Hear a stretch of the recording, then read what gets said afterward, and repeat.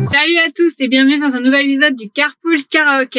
Aujourd'hui, je vais retrouver un ami que j'espère vous connaissez, que vous aimez. Donc, on va encore parler réseaux sociaux once again. Et aussi le fait d'être influenceur et de créer sa marque, comment ça se passe, comment on jongle les deux casquettes, etc. Et plein d'autres choses. Je vais les retrouver tout de suite. Et mon invité Hello. Ça va? Ça va toi? Bah ouais, ça va, tranquille. Bah moi c'est Julien, je suis créateur de contenu et également entrepreneur. J'ai une marque de bougies qui s'appelle Au Parc. T'as des bougies au parc à la maison, toi? Ouais. Bah oui. Ça sent bon. On va commencer avec une petite chanson pour se mettre un petit peu dans l'ambiance. In the night, all the night, I got that drink on the mind. She got $1,000,000 baby.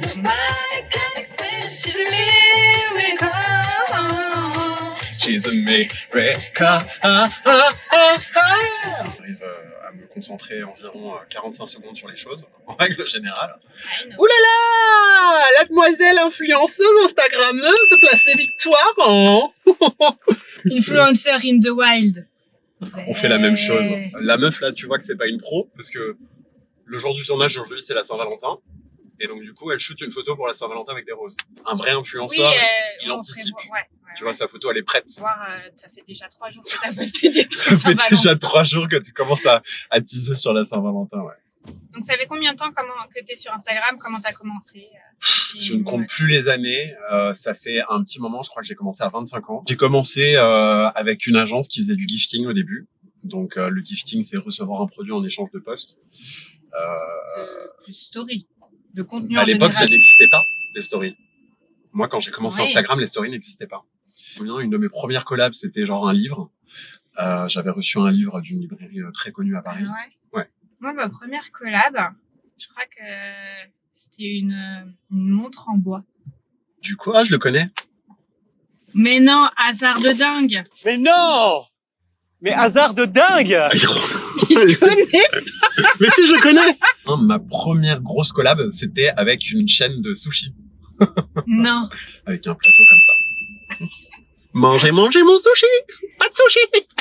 Et puis ensuite, effet boule de neige, tu commences à faire des collabs, tu commences à traîner avec des influenceurs, puis ton audience commence à monter, t'as de plus en plus de contrats avec des marques, t'as de plus en plus d'opérations, événements à droite à gauche, etc. Et puis, trop cool, quoi. Est-ce que tu dirais que c'est important de traîner entre influenceurs pour se faire connaître et tout? En tout cas, à l'époque, ça l'était. Parce que ça marchait beaucoup sur le réseautage. Les marques, en fait, généralement, elles sont gérées par des agences. À l'époque, c'était très intéressant de traîner entre influenceurs parce qu'on se ramenait mutuellement à nos événements et ça nous permettait de faire des connaissances. Et ouais, non, c'était hyper important, en tout cas, à l'époque. Aujourd'hui, je ne fais plus du tout de réseautage. Je vais même plus aux événements parce que j'habite même plus à Paris. Et, c'est encore récent. Oui, c'est encore récent, mais à l'époque, les dernières années, il y a eu moins d'événements à cause de ce que vous savez qui commence par un C et qui nous emmerde. Et en fait, voilà, mon chiffre d'affaires ne fait qu'augmenter. Je pense qu'aujourd'hui, c'est moins important. Et puis surtout, il y a une nouvelle ère. On fait tout à distance maintenant. Maintenant, même les influenceurs font du télétravail. Ouais, c'est ça. Mais t'as réussi à te faire du coup des bonnes relations, des bons potes dans le milieu de l'influence, ou est-ce que t'as l'impression que c'est un petit peu superficiel, où les gens ils te voient juste... Enfin, moi, c'est vrai qu'il y a des fois, j'ai l'impression que c'est juste... Ils voient un chiffre d'abonnés et que ça fait qu'ils vont décider s'ils vont te parler ou pas. Ouais, c'était... Enfin, moi, j'ai jamais trop réagi comme ça, mais c'est vrai que dans ma vie perso, parfois, en tout cas les gens qui sont des gens lambda, souvent ça influe beaucoup quand ils voient que je suis influenceur. Après, j'ai jamais trop ressenti entre influenceurs. Après, il y en a toujours des espèces de vautours qui traînent avec des gens parce qu'ils ont 500 000, 1 million, 2 millions d'abonnés, quoi. Genre, il y a... Quand j'étais en voyage de presse, par exemple, avec... Clairement, j'ai eu mon plus gros syndrome de l'imposteur. Je savais pas ce que je faisais là. Et que avec des gros influenceurs, des gens qui sont très connus sur YouTube, des meufs mode. Oui, donc du coup, toi, t'avais ce sentiment-là de qu'est-ce que je fous ici, quoi. J'avais ce sentiment de qu'est-ce que je fous ici. Et en plus, il y en a certains, pas tous, mais qui me faisaient ressentir. Qu'est-ce que tu fous nous, ici? c'est bon, on a 1 million, tu vois, genre, ça vaut pas la peine de te parler, tu vois. Je comprends. Je me dis, Je pense que en tant que créateur de contenu, influenceur, c'est important de connaître sa valeur ajoutée. Ma valeur ajoutée, par exemple, en voyage presse ou quoi, comme je suis quelqu'un de plutôt cool, drôle, etc., je vais... pas du tout. Pas du tout. En plus de la communication et les contenus que je vais pouvoir faire, bah au moins ça sera un moment qu'on partagera ensemble, quoi. Voilà, mais le syndrome de l'imposteur, comme tu le dis, je l'ai eu au tout début, où on m'offrait des choses et je me sentais pas légitime d'accepter ce genre de truc, quoi. Quand on m'offrait des t-shirts, des vestes ou des produits, je me sentais pas du tout légitime d'accepter. J'étais en mode quoi, on me gifte autant de trucs, quoi. Par la suite, j'ai réalisé que les marques gagnaient plus à me gifter ce genre de choses que moi je n'y gagnais. Contenu gratuit, visibilité sur les réseaux sociaux, ils peuvent reposter le contenu sur leurs réseaux sociaux. La marque gagne beaucoup plus parce que ça leur coûterait un produit en fait en soi. On va faire une petite chanson. On va faire une petite chanson. Oui. Oh, I can lick it, I can ride it. While you sleeping and sliding, I can do all the little tricks that keep the dick up inside it. You can snack it, you can grip it, you can go down and kiss it. and every time he leave me alone, he always tell me he miss it.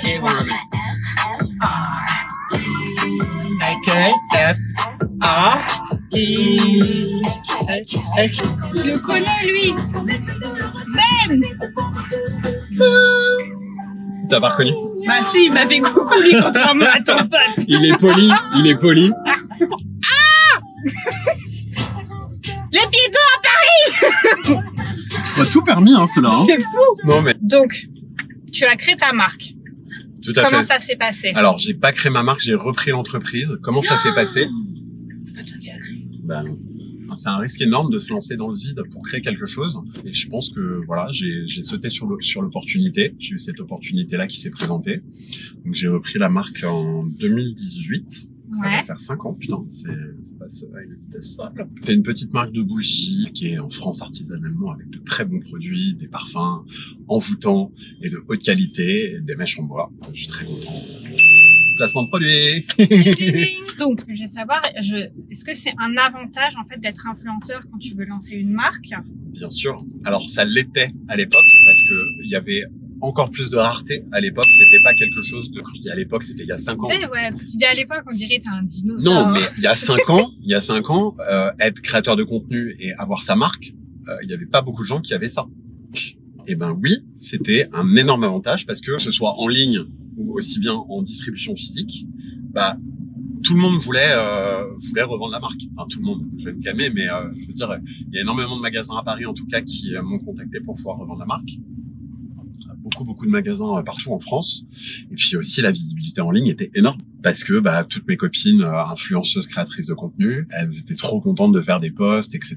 Et voilà, donc on a eu un énorme démarrage. Donc tu t'es servi de ton petit réseau en fait de copains influenceurs ouais, pour et encore plus volontairement et involontairement aussi parce que ma pensée c'était juste simplement que je voulais que ça fonctionne. tu voulais que ça fonctionne, c'est fou. Il y avait pas de je vais exploiter des créateurs de contenu. Tu vois là aujourd'hui, si quelqu'un lance un business, il va lancer son business en fonction d'Instagram. Ouais, c'est vrai qu'il y a de plus en plus de marques digitales où tout se fait en fait en communication spécialement sur Instagram. Aujourd'hui, tu réfléchis à un business en fonction d'Instagram, mais pas l'inverse. Quand Au début, c'était Julien Léopasque qui fabrique ses bougies dans sa cuisine. Et même encore aujourd'hui, là, j'ai déménagé récemment à l'étranger. On dit mais comment tu vas faire pour les bougies? En fait, les gens réalisent pas que oui, non, je fabrique plus les bougies depuis 3 ans. Quoi. C'est plus moi. On a des ateliers maintenant. Donc, parce que toi tout seul à faire des milliers de commandes. Bah ouais. Tu ferais plus rien. Tu ferais plus d'influence. Tu serais même pas ici. Je serais même pas ici. J'aurais même pas eu le temps. Ouais. Ah, qu'est-ce qu'on aurait loupé. Quand tu gères en fait aussi avec ta casquette d'influenceur, est-ce qu'il n'y a pas un moment où ta société en fait avec Opar prend le dessus? Bah en fait l'idée d'avoir une société à côté de l'influence, c'était surtout de pouvoir vivre sans l'influence.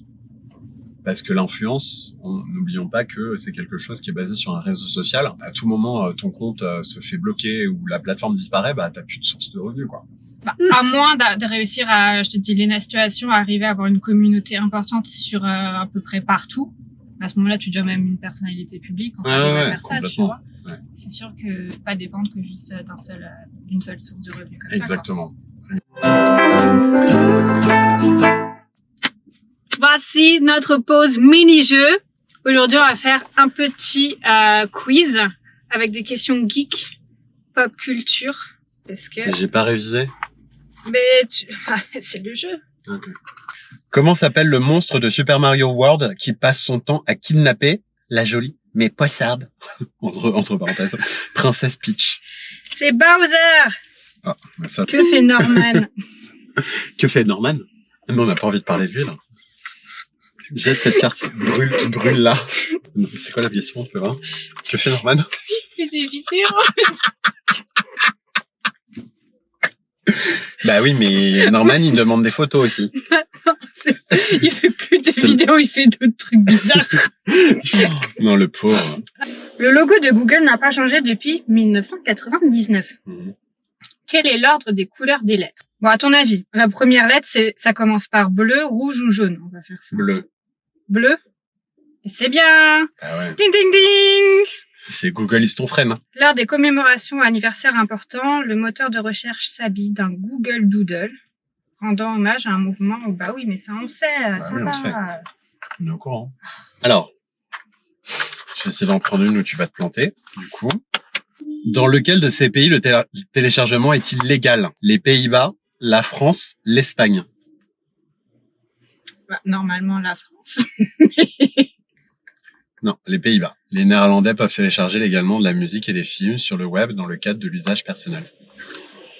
Dans le jeu de rôle Donjons et Dragons, qu'est-ce qu'un caster? Il n'y a pas de... Non. Je sais même pas ce que c'est ce jeu. T'as pas regardé Stranger Things?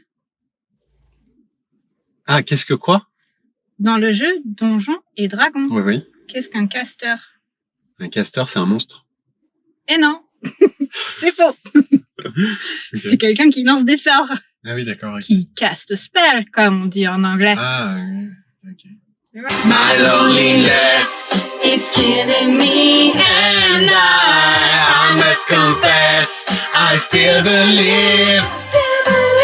When I'm not with you, I lose my mind. Give me a sign, hit me, baby, one more time. I still believe, Excuse me, Coucou. Ah, coucou. Bah, qu'est-ce que tu fais là? Ah, j'adore celle-là. Attends, je me mets dans le mood. A little context if you care to listen. I found myself in a shit position. The man I got last time he told me that's over, dumb decision. I don't wanna feel that my heart is ripping. I don't wanna feel. Donc, dernière question. Let's talk money. You wanna take money? Ouais. Money. Donc, de toutes tes années à traîner sur Instagram, à faire des collabs, c'est quoi le max que tu as été payé pour une collab? Beaucoup. C'est beaucoup d'argent et malheureusement, l'argent est tabou en France. J'adorerais pouvoir parler argent comme ça, mais... 5 chiffres? Ça fait quoi 5 chiffres? Bah oui, 5 chiffres. Bah oui, 5 chiffres. Facile. Mais après, le maximum d'une collab, c'est combien j'ai encaissé en une seule fois. Mais ça peut être un contrat annuel. Non, mais là, sur entre quoi, en one shot? On va dire que c'est entre 1000 et 4000 euros le one shot. Voilà. Ça dépend. C'est déjà pas mal. Mais c'est beaucoup d'argent. Et je suis hyper reconnaissant par rapport à ça. Parce que n'importe qui ne peut pas devenir influenceur, n'importe qui ne peut pas se prétendre être créateur de contenu.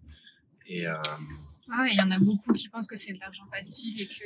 il y en a beaucoup qui pensent que c'est de l'argent facile. Alors, oui, c'est de l'argent qui arrive facilement. Ce qu'il y a, c'est que créer une communauté, l'alimenter au quotidien comme on le fait, en tout cas comme je le fais moi, parce que tous les jours, c'est des stories.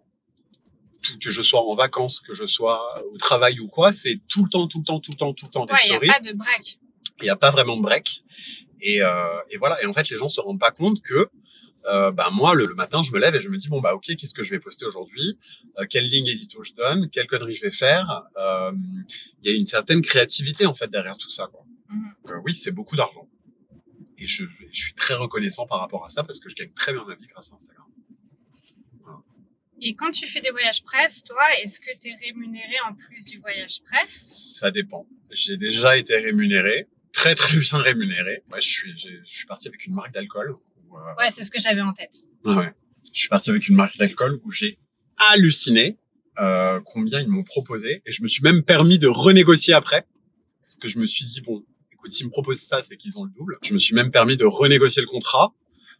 Parce que ce qu'il faut savoir aussi, c'est que il faut avoir un talent un peu de négociateur. Il faut savoir négocier quand tu fais ce genre de taf. Non, il y a beaucoup de voyages presse où t'es pas du tout rémunéré et t'es plus payé en expérience, etc. Mais j'ai fait plusieurs voyages presse où j'étais rémunéré. Ouais. Sur ces belles paroles, c'est ici qu'on va finir notre petit tour de Paris. Bah écoute, retour à la case départ. Voilà. Ce que on voulait aussi proposer pour les gens qui sont arrivés à ce stade de la vidéo, c'est de pouvoir remporter un lot de bougies au parc, un lot de ma marque. bougies. Donc il suffit de suivre le compte et commenter la vidéo. Donc voilà, merci à tous d'avoir suivi cette vidéo. Et n'hésitez pas à vous abonner, à mettre un petit pouce, une cloche, voilà, tout ce qu'il faut sur YouTube. Et je vous retrouve bientôt. Hit me baby one more.